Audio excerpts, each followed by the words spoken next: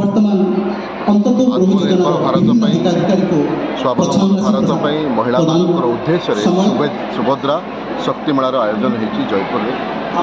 ये आमर जोगाण मंत्री सहित रघुराम माछ एमएलए कोरापुट एवं कोटपाड़ विधायक तो ये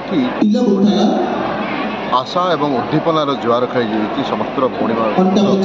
मान स्वावलम्बन क्षेत्र में आउ पादे आग को जीवे से विषय में दृष्टि रखी राज्य सरकार निरंतर भाव प्रचेषा चल समस्त माने जो एसएचजी माँ भौणी ग्रुप अच्छी आर्थिक सहायता केमती प्रदान करा एवं समस्त तरफ जो मेला लगी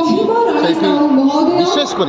स्वदेशी उत्पाद को बिक्री करने जो प्रोत्साहन करने दरकार ताहा सबू करा जाउची राज्य सरकार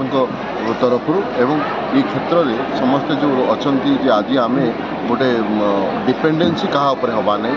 अन्य देश पर डिपेंडेंसी कमेबार स्वदेशी अपना एवं निजर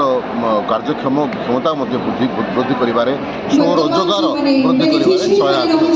धन्यवाद। Good morning everyone. Today we are here inaugurating the Subhadra Shakti Mela, which is a self-dependent Mela for the SHG. So producing SHG who are producing many of the products like the local turmeric and as well as honey as well as the Koraput coffee here. They are showcasing their unique talent and their enterprise they have been undergone through the years, and with the help of the government schemes they are now getting a market where they can sell these products. So this Mela is for 7 days and we welcome all